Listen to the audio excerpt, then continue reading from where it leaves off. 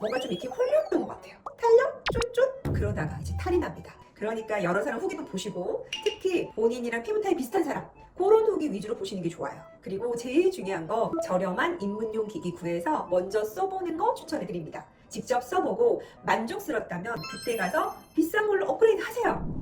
고가의 디바이스가 계속해서 소개가 되면서 진짜 헛소리 나요. 비싼 만큼 관심들도 정말 많으신데요. 저도 그렇거든요. 그 당시에 제가 홈쇼핑에 이렇게 방송하고 가면 앞뒤로 뷰티 기계 방송들을 정말 많이 했어요. 그렇게 방송을 보다가 결국 저도 질렀습니다. 무려 그때 당시 한 1년 반 정도? 그 정도였는데 100만원 훌쩍 넘는 130만원 정도였던 것 같아요. 듀얼소니 맥시멈을 질렀습니다. 근데 비싸고 좋다는 기기 써봐도 나한테 안 맞을 수도 있구나. 이거를 저는 깨닫게 됐어요.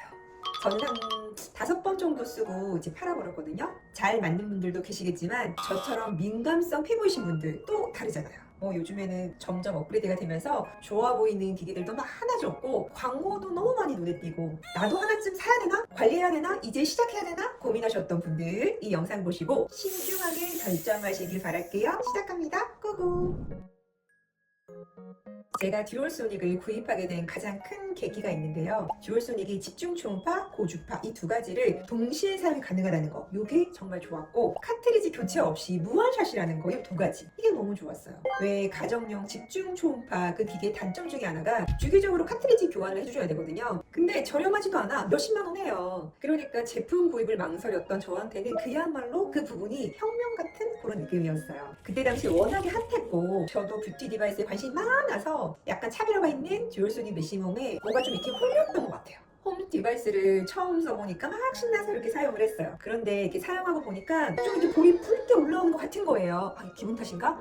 약간 애매해서 처음에는 긴가민가 잘 몰랐거든요. 근데 확실히 두 번째 써보니까 요거는 쓸 때마다 조금씩 피부가 붉어지는 게 느껴졌어요. 비싼 거 사서 조금 적응 기간이 필요하나 싶어서 약간의 텀을 두고 한 2달 정도까지는 꾸준히 써봤는데요. 그러다가 이제 탈이 납니다. 제 피부가 완전히 뒤집어졌어요. 잘못됐구나 싶었죠. 그러니까 매일 한 것도 아니에요. 일주일마다 한 10분씩 한 2달 정도 이렇게 사용을 했던 것 같아요. 워낙 제 피부가 약하기도 하고 그러면서 피부가 얇고 예민한 사람은 가정용 뷰티 디바이스도 꾸준히 사용하는 게 자극이 된다는 걸 제가 경험했습니다.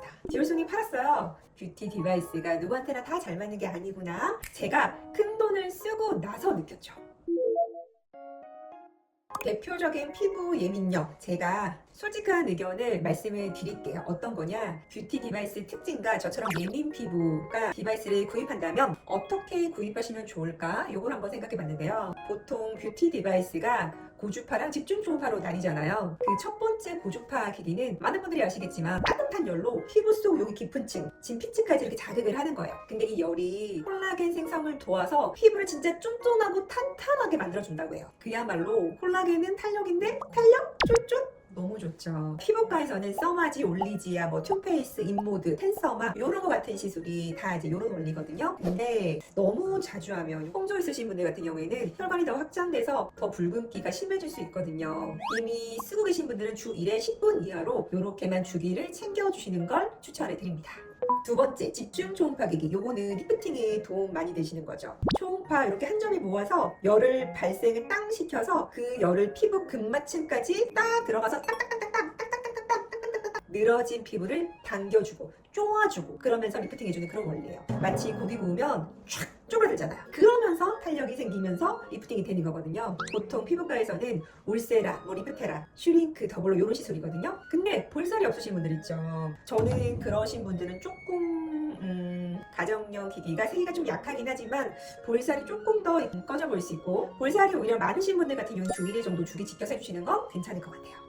세 번째는 갈바닉 기기. 요거는 화장품이나 피부 관리에 관심이 많으신 분들 같은 경우 하지만 다들 갖고 계실 텐데요. 저가 제품도 많으니까요. 아주 약간 미세전류나 초음파 진동으로 두두두두 화장품의 흡수를 더 잘 되게끔 도와주는 그런 원리잖아요. 고중파나 집중 초음파보다는 훨씬 자극이 적다고들 말씀을 하셔서 민감성 피부이신 분들, 화장품으로 홈케어 하시는 분들 갈바닉만으로도 충분히 효과가 있다라고 생각을 합니다. 근데 저는 갈바닉도 자주 쓰진 않고요. 피부 진짜 구석구석할 때 아니면 여행 갔다 와서 집중적인 관리 필요할 때 요럴 때만 사실 써요. 그러니까 저처럼 민감 피부, 예민 피부, 얇으신 피부 사실은 자극을 최소화시키는 게 답인 것 같아요. 내 피부 컨디션을 보시고 필요한 만큼만 꼭 주기 지켜가면서 하시는 걸 권해드립니다.